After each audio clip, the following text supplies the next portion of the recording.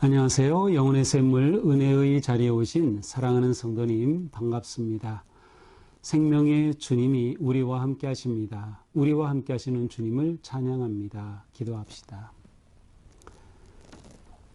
하나님, 그 놀라우신 은혜 감사드립니다. 죄로 인하여 영원히 죽은 저희들을 끝없는 그 은혜와 긍휼로 불쌍히 여기셔서 예수 그리스도의 대속의 은혜로 구원하여 주시고 영원한 생명의 삶으로 인도하여 주시니 감사, 영광 돌립니다. 오늘도 주님의 이 귀한 은혜의 말씀을 사모하며 말씀 앞에 섰습니다. 이 영혼의 샘물 말씀의 자리에서 주님의 놀라운 생명의 말씀, 구원의 말씀 듣게 하시고 또 그 말씀을 잘 깨달아 놀라운 구원의 은혜의 생명의 삶을 승리하도록 인도하여 주시옵소서. 예수님 이름으로 기도합니다. 아멘. 오늘 말씀은 로마서 9장 19절에서 29절입니다. 혹 내가 내게 말하기를 그러면 하나님이 어찌하여 허물하시느냐 누가 그 뜻을 대적하느냐 하리니 이 사람아 네가 누구이기에 감히 하나님께 반문하느냐 지음을 받은 물건이 지은 자에게 어찌 나를 같이 만들었느냐 말하겠느냐 토기장이가 진흙 한 덩어리로 하나는 귀히 쓸 그릇을 하나는 천히 쓸 그릇을 만들 권한이 없느냐 만일 하나님이 그의 진노를 보이시고 그의 능력을 알게 하고자 하사 멸하기로 준비된 진노의 그릇을 오래 참으심으로 관용하시고 또한 영광 받기로 예비하신 바 긍휼의 그릇에 대하여 그 영광의 풍성함을 알게 하고자 하셨을지라도 무슨 말을 하리요? 이 그릇은 우리니 곧 유대인 중에서뿐 아니라 이방인 중에서도 부르신 자니라. 호세아의 글에도 이르기를 내가 내 백성 아닌 자를 내 백성이라 사랑하지 아니한 자를 사랑한 자라 부르리라. 너희는 내 백성이 아니라 한 그곳에서 그들이 살아계신 하나님의 아들이라 일컬음을 받으리라 함과 같으니라. 또 이사야가 이스라엘에 관하여 외치되 이스라엘 자손들의 수가 비록 바다의 모래 같을지라도 남은 자만 구원을 받으리니 주께서 땅 위에서 그 말씀을 이루고 속히 시행하시리라 하셨느니라. 또한 이사야가 미리 말한 바 만일 만군의 주께서 우리에게 씨를 남겨두지 아니하셨더라면 우리가 소돔과 같이 되고 고모라와 같았으리로다 함과 같으니라. 아멘. 자, 오늘 말씀 이제 어제 본문과 이어집니다. 자, 어제 본문의 마지막 이렇게 끝났어요. 그런즉 하나님께서 하고자 하시는 자를 긍휼히 여기시고 하고자 하시는 자를 완악하게 하시느니라. 자, 하나님께서 어떤 자에게는 긍휼히 또 어떤 자는 완악하게 하셨어요. 그래서 그 예로 에서 또 아브라함이 하나님의 약속이 아닌 하갈을 통해 얻은 이스마엘 또 이집트의 왕이었던 바로가 그 예죠. 그래서 그들의 마음을 완악하게 하고 또 그들이 하나님의 이 은혜의 자리에 오지 못하는 그러한 길로 하나님께서 그들을 주관하셨다는 거예요. 자, 그렇다고 하면 18, 19절 이렇게 물어보는 거죠.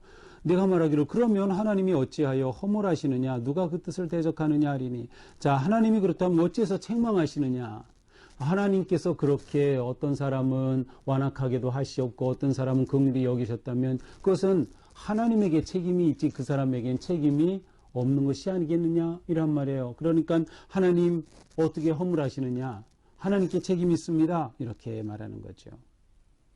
그러자 바울이 이렇게 수사적으로 스스로 질문하고 또 답하는 거죠. 이 사람아 네가 누구에게 감히 하나님께 반문하느냐 지음을 받은 물건이 지은 자에게 어찌 나를 이같이 만들었느냐 하겠느냐. 바울은 말합니다. 사람아 네가 감히 누구이길래 하나님께 반문을 해 라는 거죠. 자, 하나님은 어떻게 하시든 그 모든 것에 권한을 가지고 계신 창조주 하나님, 모든 만물의 주인이신 하나님, 인간의 생명과 모든 것의 주인이신 하나님이신 거예요. 주권을 가지고 계신 거죠.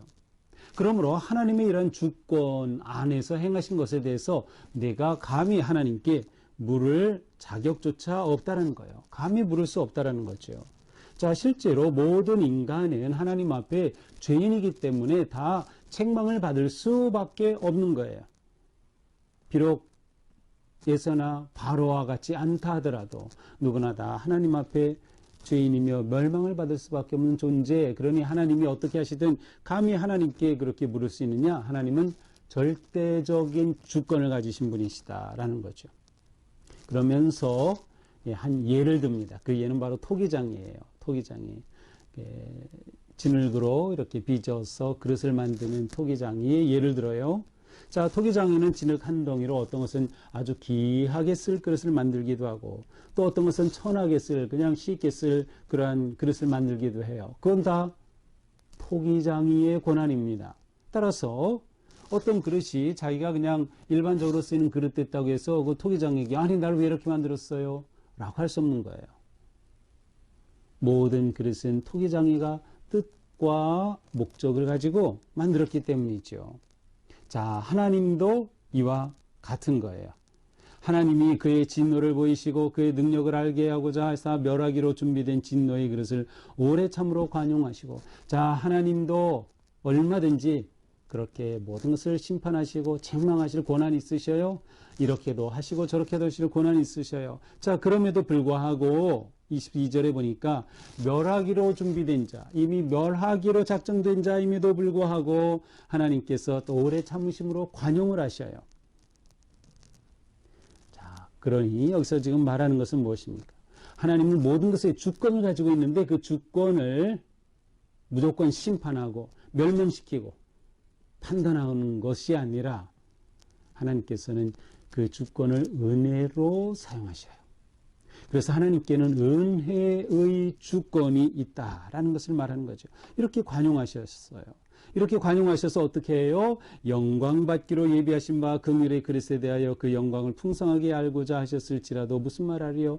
그러니 이렇게 긍휼하신 하나님께서 심판하고 깨뜨리려고 했다가도 그 진노를 참으시고 관용하시고 또 어떤 그릇은 귀하게도 만드시니 하나님 앞에 우리가 감히 무슨 말 하겠느냐. 더 나아가 이 그릇은 우리니 곧 유대인 중에서뿐 아니라 이방인 중에서도 부르신 자니라. 자, 여기서 이 그릇은 바로 긍휼의 그릇 그리고 하나님의 영광을 나타낼 그릇이에요. 그 영광의 풍성을 알게 하고자 빚으시는 그릇이에요. 그런데 이 그릇은 누구? 유대인 중에서뿐만 아니라 이방인 중에서도 부르셨어요. 자, 앞에서 어제 본문에서 유대인으로 태어났다고 하는 그 육체적인 그것이 저절로 하나님의 은혜 안에 의롭다 하심을 얻는 그러한 자리로 오는 게 아니라는 것을 보았어요. 하나님은 긍휼하게 여기시기도 하고 또 하나님은 완악하게도 하시게 하는 그러한 하나님이셔요. 자, 그런데 하나님께서는 유대인 중에서뿐만 아니라 이방인 중에서도 택하신다는 거예요. 유대인이 저절로 하나님의 택함을 받고 그의 영 또한 하나님의 거룩한 백성으로 저절로 태어나는 게 아니라는 거예요. 하나님께서는 유대인뿐만 아니라 유대인 중에서도 이방인 중에서도 거룩한 그릇으로 부르시는 자들이 있다. 이들은 곧 자비하심을 입은 자들이죠. 자비하심을 입은 그릇이에요. 자, 그러면서 이제 두 예언자의 말씀을 인용합니다. 첫 번째 호세아. 이제 호세아는 이방인에게도 하나님은 은혜를 베푸심을 보여줍니다. 호세아의 글에 이르기를 내가 내 백성 아닌 자를 내 백성이라 사랑하지 아니한 자를 사랑한 자라 부르리라. 하나님께서는 이렇게 내 백성이 아니다라고 작정하셨음에도 불구하고 오래 참으셔서 사랑하는 자다라고 불러주신다는 거예요. 다시 말하면 이스라엘 백성들은 우상 숭배에 빠졌고 하나님을 배반하였어요. 그러나 하나님께서는 이들에 대해서도 구할 은혜를 베풀어 주시고 더 나아가 이방인도 여기에는 다 포함이 되는 거예요. 누구든지 너희는 내 백성이 아니라 한 그곳에서 이방인에게서조차도 그들이 살아계신 하나님의 아들이라 일컬음을 받게 될 거다. 자, 이번에 이제 이사야의 말씀을 인용하죠. 27절, 28절, 29절. 이스라엘 자손들의 수가 뭐 하다의 모래가 뜰지라도 남은 자만 구원하리니. 자, 우리 이스라엘 백성이라 그래도 저절로 구원받는 게 아니다. 남은 자만 구원받아요. 그래서 남은 자는 바로 예수 그리스도를 믿고 따르는 성도를 의미하는 것으로 보입니다. 그러니 모든 유대인이라고 다 구원받는 게 아니라 유대인도 예수님을 믿은 자를 구원하신다는 거죠. 자, 이방인도 구원하시고 또 유대인 중에서도 예수님을 믿는 자를 구원하시는 거예요. 또한 이사야가 미리 말한 바 만일 만군의 주께서 우리에게 씨를 남겨두지 아니하셨더라면 우리가 소돔과 같이 되고 고모라와 같았으리란 것 같으니라. 하나님께서는 씨를 남겨주신 거예요. 생명을 남겨주셨어요. 소망을 남겨주셨어요. 바로 그게 누굽니까? 예수 그리스도를 믿어 하나님의 거룩한 자녀가 된 의롭다 하심을 입은 성도들이야말로 하나님이 남겨주신 씨앗과 같아요. 자, 그렇다면 씨앗은 뭐예요? 씨앗은 싹이 터야 하고 열매를 맺어야 되는 거예요. 이 씨앗이라고 하는 단어에는 사명까지도 담겨 있는 것이죠. 자, 이처럼 유다의 심판, 배반, 이스라엘 백성들의 악한 자를 배반하고 배반한 자를 심판하심에도 불구하고 하나님께서는 그들 가운데 택하신 자가 있고 이방인 가운데서 택하시는 긍휼의 하나님이시다. 그러니 하나님이 이처럼 구원하시고 또 멸하시는 것에 대해 내가 왈가왈부할 수 없다.